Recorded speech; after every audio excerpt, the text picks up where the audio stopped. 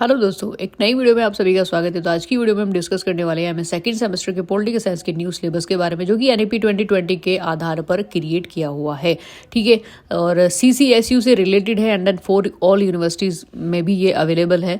तो अगर आप सीसीएसयू और एमएसयू और जो भी है उत्तर प्रदेश में जितनी भी यूनिवर्सिटी है ना, आप जहाँ से भी इस वीडियो को देख रहे हैं, अगर आप में थोड़ा सा भी डाउट है ना कि भाई एमए सेकंड सेमेस्टर का लग तो ये मेरा ही जैसा सिलेबस रहा है, बट थोड़ा सा डाउट अगर आपको लग रहा है तो अपनी यूनिवर्सिटी की साइट पे जाकर के सिलेबस को चेक ज़रूर कर लेना। ठीक है, वैसे ये जो पॉलिटिकल साइंस की जो सिलेबस है, चाहे वो बीए है, बीए के हो या मास्टर्स के हों, एमए के हो, मतलब ठीक है, वो सबके सेम ही होते हैं। पेपर पैटर्न डिफरेंट डिफरेंट हो सकता है, बट टॉपिक जहाँ तक हमने देखा है वो सबके सेम ही होते हैं। तो आज की वीडियो में डिस्कस कर लेते हैं। बाकी आपका हमेशा एक क्वेश्चन आपका बना रहता है कि आप क्लासेस कब तक लोगे, जो एमए की क्लासेस हैं, एमए पॉलिटिकल साइंस की क्लासेस हैं। सो हम पूरी कोशिश करते हैं कि मतलब एमए की भी क्लासेस हम लें, हम पूरी तैयारी कर रहे हैं इस बात पर। लेकिन हमारे साथ ना बीए का इतना ज़्यादा प्रेशर रहता है कि बीए की हर सेमेस्टर की हमें क्लासेस प्रोवाइड करानी पड़ती है, तो एमए की नहीं बन पाते। लेकिन हम पूरी कोशिश ये कर रहे हैं कि नेक्स्ट सेशन तक जब स्टार्ट होगा ना आपका, तो हम एमए की जो क्लासेस है वो स्टार्ट कराएं। लेकिन जो इंपॉर्टेंट टॉपिक है, इंपॉर्टेंट क्वेश्चन है, ऐसे कोई इंपॉर्टेंट यूनिट है, वो तो हम एग्जाम के पॉइंट ऑफ व्यू से आपको देखो बता ही देते हैं। ठीक है, तो इंडिविजुअल एमए की जो प्लेलिस्ट बनी है वहाँ पर हमने काफ़ी सारे पेपर्स को लेकर के इंपॉर्टेंट टॉपिक बताए हुए हैं एग्जाम के लिए, तो उनसे थोड़ा आपको हेल्प मिल जाएगी। ठीक है, तो चलिए अब देख लेते हैं सिलेबस के बारे में। बाकी वीडियो पसंद आती है तो एक लाइक जरूर कर देना, कमेंट करके बताना कि आपकी यूनिवर्सिटी का नाम क्या है और आपका ये सिलेबस आपका सेम सिलेबस है या डिफरेंट है। ठीक है, और बाकी सब्सक्राइब कर लेना, आने वाली जो भी वीडियोज़ है, जो भी अपडेट है उनके लिए सब्सक्राइब कर लेना, बेल आइकन को प्रेस कर लेना। तो चलिए स्टार्ट करते हैं। तो देख लेते हैं। देखो, सबसे पहले तो मैं आपको बता दूं, एमए सेकंड सेमेस्टर में आपके 4 पेपर है, जिनमें से पहला पेपर हम देख लेते हैं एडमिनिस्ट्रेटिव थ्योरी का, यानी कि जो प्रशासन के जो सिद्धांत है, प्रशासनिक जो थ्योरीज है उनके बारे में बात कर लेते हैं। उनमें कुछ आपको जो थिंकर्स हैं उनकी जो आइडियोलॉजी वो आपको स्टडी करने को मिलती है। जिसमें पहला पॉइंट क्या है, एवोल्यूशन पर्सपेक्टिव, जिसमें इंडियन ट्रेडिशन, यानी कि जो भारतीय जो परंपराएं हैं वो आपको पढ़नी है। अमेरिकन ट्रेडिशंस आपको पढ़ना है। यूरोपियन ट्रेडिशंस का मतलब होता है कि देखो, जो मतलब एक तरीके से प्रशासन की जो परंपराएं रही हैं भाई, इंडिया में इंडियन मैंने कहा भारतीय परंपराएं कैसी रही हैं, अमेरिकन परंपराएं कैसी रही हैं, यूरोप के देशों की परंपराएं कैसी रही हैं, तो वो आपको इसमें स्टडी करना है। दूसरा है क्लासिकल थ्योरी, जिसमें Henri Fayol, Luther Gulick and F W. Taylor, तो ये थिंकर्स हैं जो आपको स्टडी करने हैं। ठीक है, ये क्लासिकल थ्योरी के आते हैं और इनसे ना डेफिनेटली भाई मैं आपको बताऊं, क्लासिकल थ्योरी से रिलेटेड जो क्वेश्चंस है वो पूछे जाते हैं। अगर आप यूजीसी नेट की तैयारी करोगे या यूपी पीसीटी की तैयारी करोगे तो वहाँ पर भी क्लासिकल थ्योरी से रिलेटेड जो थिंकर्स है ना वो पूछे जाते हैं। तो यहाँ से आपका एक क्वेश्चन देखो सिलेबस के अंदर से तैयार हो जाता है। तो हेनरी फ्योल आपको पढ़ना है, लूथर गुलिक है, एफ.डब्ल्यू. टेलर है, मतलब इसमें इनकी बायोग्राफी भी है, इनकी बुक्स भी है और इन्होंने क्या क्या अपने योगदान दिए पॉलिटिकल साइंस में। एडमिनिस्ट्रेटिव थ्योरी बेसिकली इसको लेकर के, ठीक है, ये आपको स्टडी करना है। तीसरा पॉइंट आता है ह्यूमन रिलेशन एंड बिहेवियरल, यानी कि जो मानव संबंध है, जो उनका व्यवहार है, उसको आपको पढ़ना है। तो ये ना अलग अलग थ्योरीज है कि भाई ह्यूमन रिलेशन और बिहेवियर थ्योरी आपको पढ़नी है। तो उसमें क्या क्या चीज़ें आपको पढ़नी है, एल्टन मायो का सिद्धांत आपको पढ़ना है, अब्राहम मास्लो है, डगलस मैकग्रेगर है। ठीक है, तो ये कुछ थिंकर्स हैं जो इस थ्योरी से रिलेटेड है, जो आपको इसमें स्टडी करने हैं। मतलब इन थ्योरी जो ये थिंकर्स है ना, इन्होंने ह्यूमन रिलेशन बिहेवियर को लेकर के कैसे कैसी बात कही है, उनके थॉट एंड जो थिंकिंग है वो कैसे रही है बेसिकली। ठीक है, फोर्थ पॉइंट आता है ब्यूरोक्रेटिक एंड सिस्टम, यानी कि जो नौकरशाही और जो व्यवस्था है वो आपको पढ़नी है। उसमें कौन कौन से थिंकर्स आपको रिलेट करके पढ़ने हैं। मैक्स वेबर है, एमपी फॉलेट है और चेस्टर बर्नार्ड है। ठीक है, इसके बाद फिफ्थ पॉइंट आता है कॉन्टेक्स्ट ड्राइविंग एडमिनिस्ट्रेशन, जिसमें डिसीजन मेकिंग थ्योरी, यानी कि निर्णय निर्माण का जो सिद्धांत होता है बेसिकली, इसमें हर्बर्ट साइमन को आपको पढ़ना है। इकोलॉजिकल में फ्रेडरिक्स आपको देखने को मिलेंगे। ठीक है, मतलब इन्होंने ये ना कि भाई इकोलॉजिकल तो फ्रेडरिक्स है, यानी कि ये फेमस आइडियोलॉजी है और ये फेमस थिंकर्स है उस आइडियोलॉजी से रिलेटेड। ठीक है, फिर डेवलपमेंट एडमिनिस्ट्रेशन इसमें एडवर्ड विडनर आपको पढ़ने हैं। ठीक है, तो नेक्स्ट है 6 पॉइंट न्यू हॉरिजॉन, तो जिसमें न्यू पब्लिक एडमिनिस्ट्रेशन, लोक प्रशासन है वो आपको पढ़ना है basically, and the new public management, नया जो पब्लिक मैनेजमेंट है, ठीक है, वो आपको पढ़ना है। And then governance and good governance. ठीक है, एक होता है शासन और एक होता है अच्छा शासन, तो इसके बारे में आपको इस वाले पेपर में कवर करना है। ठीक है, थोड़ा सा आपको अगर फर्स्ट टाइम आप इसको देख रहे होंगे और ये फर्स्ट टाइम आपने नाम भी सुने होंगे ना, ऐसा होता है ना कि बीए में आपके पास पॉलिटिकल नहीं है, लेकिन हम देखते हैं कि एमए बहुत सारे बच्चे पॉलिटिकल साइंस से कर लेते हैं। तो फर्स्ट टाइम आपने ये नाम देखे होंगे, तो डेफिनेटली आपको लगेगा कि पता नहीं क्या ही है, लेकिन आपको ये ना ये सारे की सारी जितनी भी 6 टाइप में इसमें दी हुई ना अलग अलग थियोरीज हैं, थियोरी से रिलेटेड उनके थिंकर्स हैं जो आपको कवर करना है, ठीक है। चलिए दूसरा पेपर आता है आपका एंशिएंट इंडियन पॉलिटिकल थॉट, यानी कि प्राचीन भारतीय राजनीतिक चिंतन, जिसमें आपको पढ़ना है कुछ वैदिक ट्रेडिशंस आपको पढ़ना है। वैदिक ट्रेडिशंस में यही आता है आपका, ठीक है, जितने भी हमारे वेद हैं, जितने भी हमारे पुराण से हैं, मनु, फिर तीसरा है कौटिल्य, फिर फोर्थ आता है शुक्र, ठीक है, और फिर फिफ्थ आता है एपिक्स। कुछ एपिक्स हैं जो हमारे भाई ग्रंथ है जो बेसिकली, ठीक है, वो हम सभी जानते हैं, रामायण और महाभारत है, इनके बारे में पढ़ना है। And then Jain and Buddhist literature, ठीक है। अब इनको पढ़ने का मतलब पर्सपेक्टिव क्या है, एक मिनट।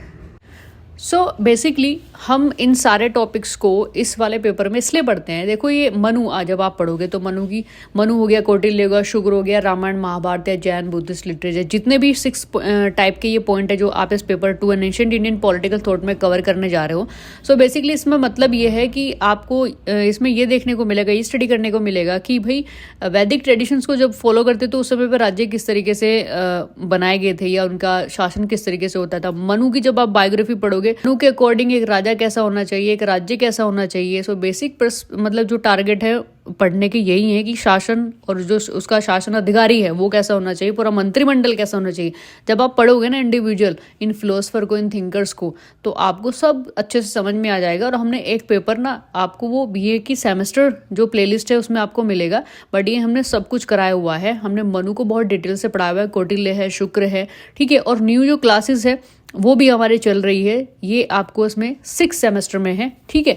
तो आप चाहे तो उन चीज़ों को भी आप अटेंड कर सकते हो। इस वीडियो के एंड में मैं शो कर दूंगी, ठीक है, ये वाला जो एंशिएंट पॉलिटिकल थॉट वाला जो आपका पेपर है ये सब हमने ऑलरेडी कराया हुआ है, तो वहाँ से भी आपको हेल्प मिल जाएगी। आप ये मत समझना कि बीए के लिए हम मतलब ऐसा कराते हैं कि वो बीए और एमए दोनों के लिए काम में आए, ठीक है।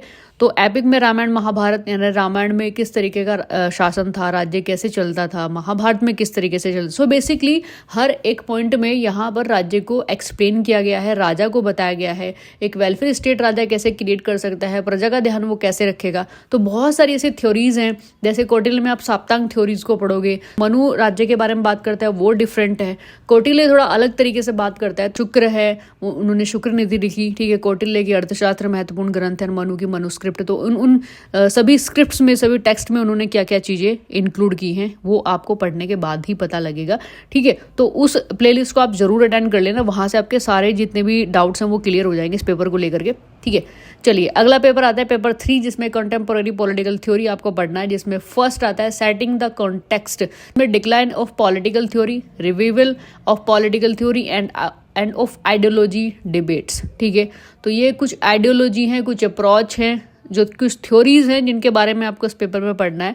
दूसरा अप्रोचेस, ठीक है, कुछ उपागम है जिसमें बिहेवियरल और पोस्ट बिहेवियरल और मॉडर्निस्ट, ठीक है, यानी कि जो व्यवहारवाद है, उत्तर व्यवहारवाद है और आधुनिक जो बेसिकली जो आइडियोलॉजी है वो आपको इसमें स्टडी करनी है, ठीक है।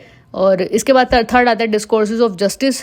तो जस्टिस में आपको जॉन रॉल्स, रॉबर्ट नोजिकर और अमर्त्य सेन, ये 3 ऐसे थिंकर्स हैं जो आपको इस जस्टिस वाली थ्योरी से रिलेटेड पढ़ने हैं। फिर आता है डिबेट एंड डिस्कोर्सेज, जिसमें फर्स्ट आता है कम्युनिटेरियनिज्म, मल्टीकल्चरलिज्म एंड इन्वायरमेंटलिज्म, ठीक है। 3 तरह की ऐसी आइडियोलॉजी है जो आपको स्टडी करनी है, ठीक है। इसके बाद फिफ्थ आता है डिबेट एंड डिस्कोर्सेज 2, जिसमें फेमिनिज्म, ओरिएंटलिज्म और एग्जिस्टेंशियलिज्म आपको इसमें पढ़ना है, ठीक है। इसके बाद आता है 6 डिबेट एंड डिस्कोर्सेज 3, जिसमें constructivism and egalitarianism and new humanism, ठीक है। तो ये सारे के सारे टॉपिक आपको, ये सारी अलग अलग आइडियोलॉजी है जो आपको इस पेपर में कवर करनी है, ठीक है।